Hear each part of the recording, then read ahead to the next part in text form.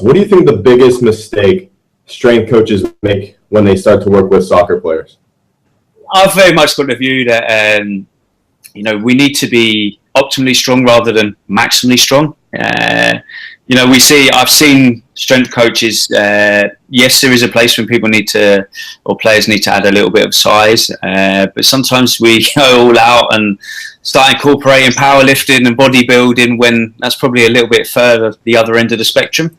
And again, if a player's carrying too much mass, they're probably going to lose a little bit somewhere else. So that's probably the biggest mistake I see. And also, or one of the other ones would be not having a kind of holistic view and realising it's not all about the strength work as well. There's other work that needs to be done, the pitch conditioning. Football's sort of acyclic in a way. There's so many different qualities, your speed, your strength, your power. While they're all sort of interrelated, they all take different kinds of training, and that has to be factored into 1 week, which cannot be easy at times. Well, it's funny, like something you just brought up there that Brian and I talk about all the time is the misconception between size and strength. So a lot of times you'll hear coaches say, they'll say something to you, hey, Andrew, make her bigger, or make him bigger. Can you talk a little bit about that fallacy that being bigger and having more muscle mass doesn't necessarily mean that, one, you can use that strength, and two, that it's useful?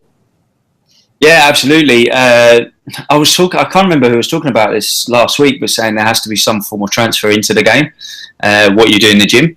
So I've seen a lot of players, mainly on the men's side, that want to be big, massive, sort of do bodybuilding style training, swallowing like as many protein shakes as whatever to be big. It happens. But what I kind of say to them is, yes, you may need to add that little bit of size, but you've got to transfer it into the game. So you have to be able to build that strength to ultimately turn it into power and exert force. So if you want to run quicker, you need to exert more force. So going back to sort of Newton's 3 laws, etc.